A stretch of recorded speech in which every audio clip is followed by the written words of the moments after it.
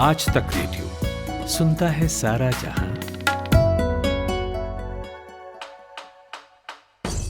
नायक और खलनायक, विद्वान और महारथी, कला के ऐसे सितारे जो अब भी आसमान में चमकते हैं, और ऐसी हस्तियां जो इतिहास में अमर है। उजले व्यक्तित्व के धनी भी और स्याह पहलुओं के लोग भी। ये वो लोग जो मशहूर हैं। ये है नामी गिरामी।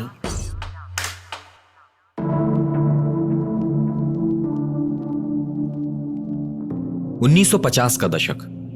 बंबई के Tata institute of fundamental research के डायरेक्टर फिजिक्स की क्लास ले रहे थे। कुछ देर बाद क्लासरूम से थोड़ी ही दूर पर बने उनके केबिन में रखे फोन की घंटी बजी।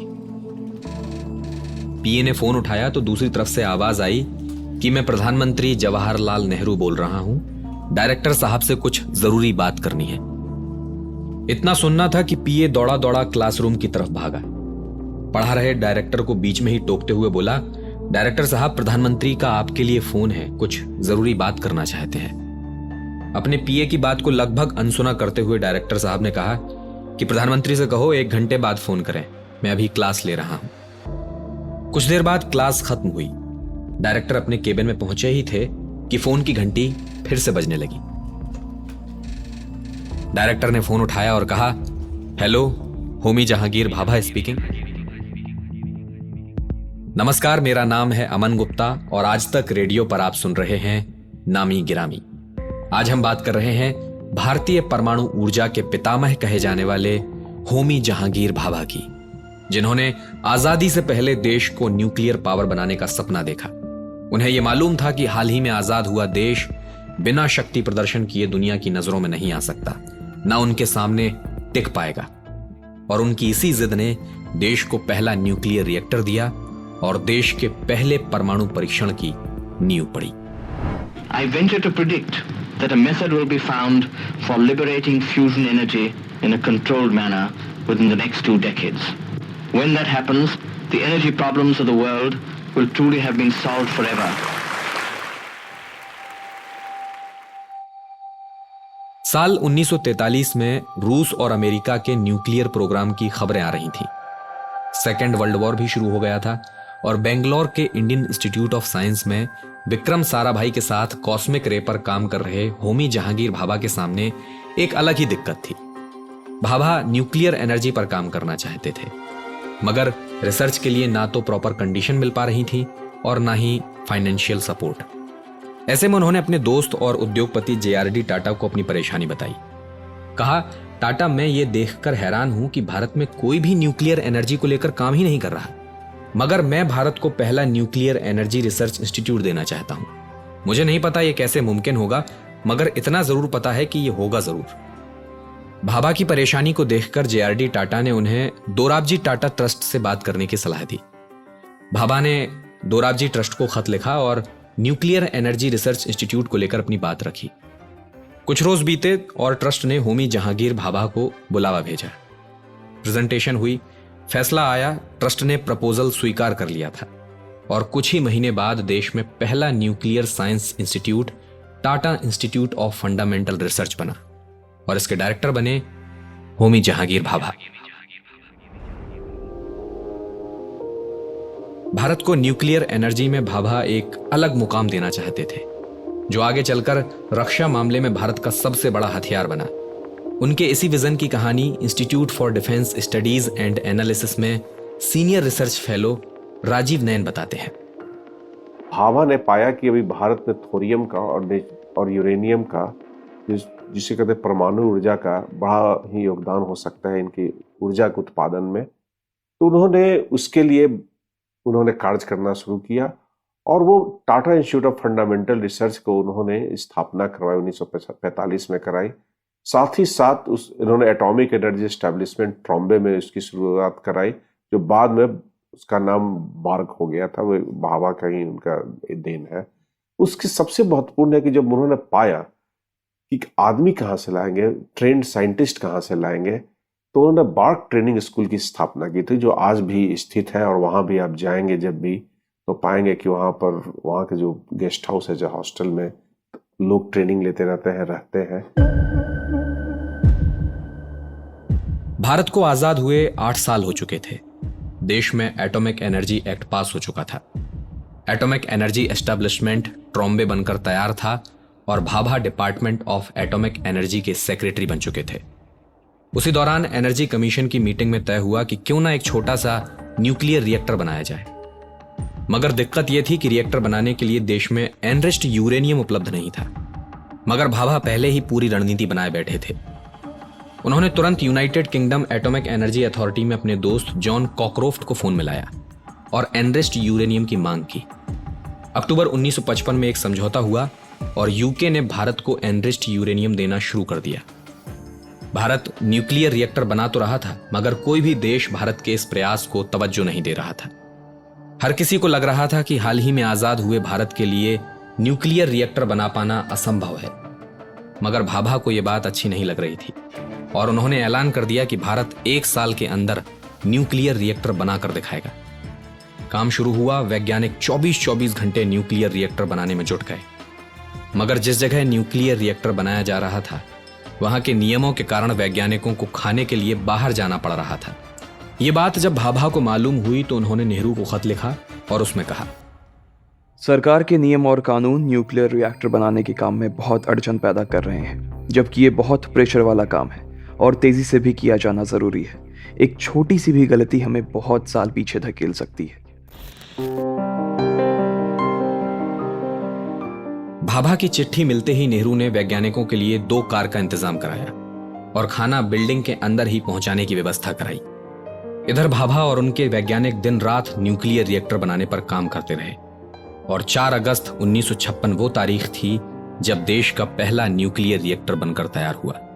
भाभा एटॉमिक रिसर्च सेंटर के ट्रॉम्बे परिसर में बने इस रिएक्टर को अप्सरा कहा जाता है। 20 जनवरी 1957 को तत्कालीन प्रधानमंत्री जवाहरलाल नेहरू ने इसका उद्घाटन किया। भारत ने केवल 10 महीने में न्यूक्लियर रिएक्टर बना लिया था। अमेरिका, यूरोप जैसे बड़े देश भारत के इस कारनामे पर विश्वास ही नहीं कर पा रहे थे। हर तरफ भाभा और भारत की चर्चा शुरू हो गई, क्योंकि यही वो न्यूक्लियर रिएक्टर था जिसने भविष्य में होने वाले परमाणु परीक्षण की नींव रखी थी। राजीव नयन बताते हैं कि इतने कम समय में बनकर तैयार हुआ ये न्यूक्लियर रिएक्टर मौजूदा वक्त में कई नई तकनीकों से लैस हो चुका है। आज के दिन में हमारे वैज्ञानिकों ने इन सारे का प्रोटोटाइप उन्होंने डेवलप कर लिया है। अभी सेकेंड स्टेज में कार्य चल रहा है और निश्चित जल्दी ही हम उसे मास प्रोडक्शन जिसे कहते हैं, मास प्रोडक्शन सेकेंड स्टेज का शुरू हो गया। फर्स्ट स्टेज हमने काफी हद तक, काफी आगे तक बढ़ा कर ले गए हैं। 1959 आते आते चीन और भारत के बीच सीमा विवाद को लेकर तनाव शुरू हो गया और उसी दौरान नेहरू का एक बयान सामने आया। Talking about China having a nuclear bomb, it is quite possible in a year's time or 2 years they might have a nuclear test. I don't think they'll ever have any nuclear force worth the name. By ever I mean in foreseeable time. Nehru और भाभा ये समझ गए थे कि चीन जल्द ही nuclear programme को शुरू कर सकता है और इसी खतरे को देखते हुए भाभा ने न्यूक्लियर वेपन्स बनाने के लिए एक सीक्रेट ग्रुप बनाया जो सीधे भाभा को रिपोर्ट कर रहा था। उधर नेहरू भी ये साफ कह चुके थे कि भारत न्यूक्लियर वेपन बनाने में सक्षम है, मगर न्यूक्लियर वेपन को लेकर भारत कुछ करता उससे पहले ही अक्टूबर 1962 में चीन ने भारत पर हमला कर दिया। इसके बाद संसद में न्यूक्लियर वेपन्स बनाने को लेकर आवाजें उठने लगी। भाभा जान चुके थे कि अब से कुछ ही महीनों में चीन न्यूक्लियर टेस्ट कर सकता है। इस विषय पर उन्होंने नेहरू को आगाह किया और लद्दाख में चीनी सीमा के पास न्यूक्लियर टेस्ट करने की सलाह दी। नेहरू इसके पक्ष में नहीं थे, मगर भाभा के कहने के बाद इस पर काम शुरू होने ही वाला था। मगर तभी 27 मई 1964 को नेहरू का देहांत हो गया। भाभा के लिए यह किसी बड़े झटके से कम नहीं था, क्योंकि अब प्रधानमंत्री की कुर्सी पर लाल बहादुर शास्त्री थे जो न्यूक्लियर वेपन्स बनाने के सख्त खिलाफ थे। मगर भाभा ने भी जिद पकड़ ली। वो जनता के बीच में जाकर न्यूक्लियर वेपन्स की वकालत करने लगे और इसी दौरान उन्होंने कहा कि अगर भारत सरकार उन्हें मंजूरी दे तो वो 18 महीने में एटम बम बनाकर दिखा सकते हैं। धीरे धीरे अब संसद में भी न्यूक्लियर वेपन्स बनाने की मांग जोर पकड़ने लगी थी। न्यूक्लियर वेपन्स को लेकर चल रहे इसी ऊहापोह के बीच में शास्त्री ने भाभा को मिलने के लिए बुलाया। भाभा शास्त्री से मिलने उनके घर पहुंचे। दोनों के बीच बातचीत हुई और इसके बाद शास्त्री ने ऐलान किया कि भारत पीसफुल न्यूक्लियर एक्सप्लोसिव पर काम करने वाला है। भूखमरी से जूझ रहे भारत के लिए आर्थिक तौर पर यह फैसला हैरान करने वाला था। लोगों ने सरकार के इस फैसले पर सवाल खड़े किए, क्योंकि भारत के 1000 करोड़ रुपए के रक्षा बजट में अब न्यूक्लियर एक्सप्लोसिव पर होने वाला काम जुड़ने वाला था। न्यूक्लियर एनर्जी से ही जुड़े वैज्ञानिक टीवी वेंकटेश्वर बताते हैं कि इन परिस्थितियों में भी न्यूक्लियर एक्सप्लोसिव पर काम शुरू करने के पीछे भाभा ने बहुत बड़ी भूमिका निभाई थी। ये शुरुआत हुआ लगभग 1965 के आसपास में। ये इस कार्यक्रम का पहला स्टेप शुरुआत हुआ भाभा का लीडरशिप में। एक्चुअली उस समय हम इतना बड़ा कंट्री नहीं था, इकोनॉमिकली वेरी पुअर कंट्री था। आई मीन बहुत भूखमरी चल रहा था, बहुत बड़ा इश्यूज था उस समय। बट बाबा बोला दैट हम आगे का सोचना है, उसका बेस बनाना है। उस तरह से ये स्टार्ट हुआ। देन वो स्टार्ट करने के समय ये बोला दैट हमारा पास हमारा कंप्लीट टेक्निकल नो हाउ होना चाहिए। इसलिए टेस्ट रिएक्टर शुरू किया, टेस्ट रिएक्टर में ट्रेनिंग किया एंड बोला दैट हमको कितना लोग चाहिए वो हम ट्रेन करना है। शास्त्री ने भाभा को न्यूक्लियर टेस्ट करने की हरी झंडी तो दे दी थी, पर अब तलाश थी उस मुफीद जगह की जहां न्यूक्लियर टेस्ट किया जा सके। मगर भारत में हो रहे इस डेवलपमेंट से पाकिस्तान में हड़कंप मच गया था। पाकिस्तान के राष्ट्रपति और विदेश मंत्री ने चीन का रुख किया और उनसे मदद की गुहार लगाई। मदद मिली भी, और कुछ ही महीने बाद सितंबर में पाकिस्तान ने भारत पर हमला कर दिया। युद्ध खत्म हुआ तो दोनों देशों ने एक दूसरे की जमीन पर कब्जा कर लिया था। तय किया गया कि दोनों देश वापस से अपनी वास्तविक जगह पर लौट जाएंगे। इसको लेकर शास्त्री ताशकंद रवाना हुए, मगर खबर आई कि समझौते पर दस्तखत करने से कुछ ही देर पहले दिल का दौरा पड़ने से उनकी मौत हो गई। यह खबर फिर एक बार होमी जहांगीर भाभा के लिए वज्रपात की तरह थी, क्योंकि वो शख्स जो न्यूक्लियर एक्सप्लोसिव बनाने में उनके साथ खड़ा था, वह अब उसका साथ छोड़कर जा चुका था। मगर बात अभी और बिगड़ने वाली थी, क्योंकि अब से 2 हफ्ते बाद एक बहुत बड़ा हादसा भारत की राह देख रहा था और इसने पूरी न्यूक्लियर इंडस्ट्री को हिलाकर रख दिया था।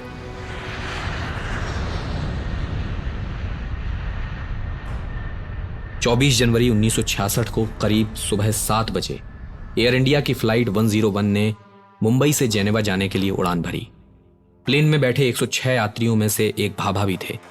वो जेनेवा में न्यूक्लियर एनर्जी पर कॉन्फ्रेंस अटेंड करने जा रहे थे।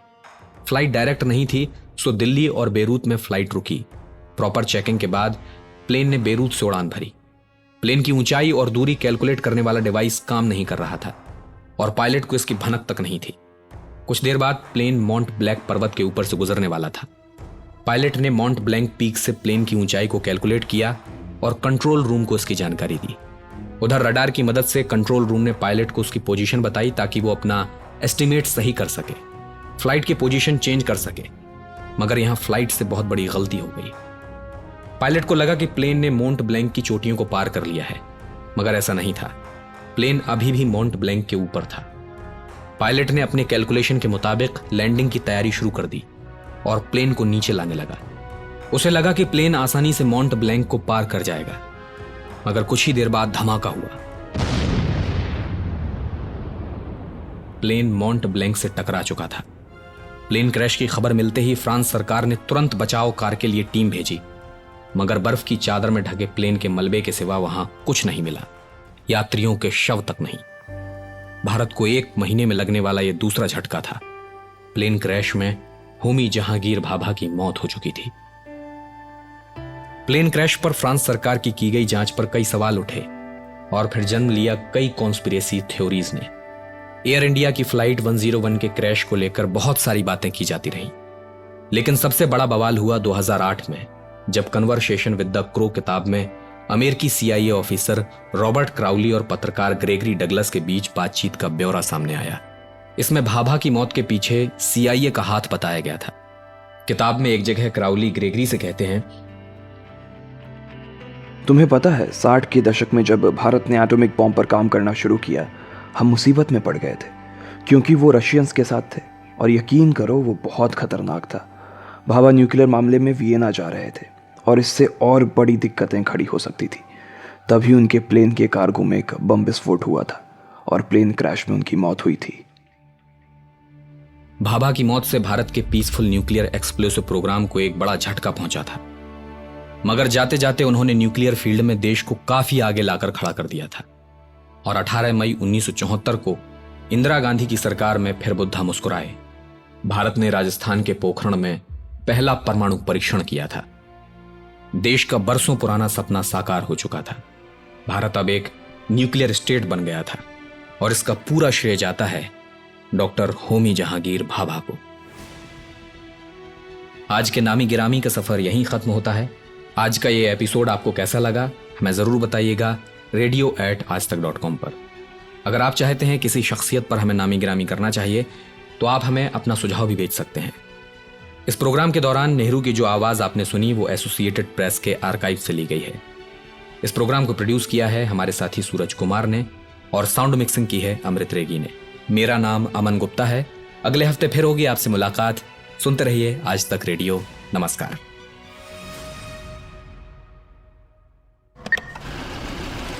कमाते हैं लेकिन बचा नहीं पाते, बचाते हैं तो उससे कमा नहीं पाते।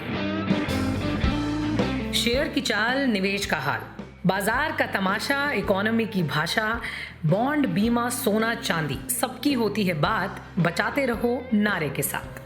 हर शनिवार नितिन ठाकुर के साथ कीजिए मुलाकात अपने मनी मैनेजर से।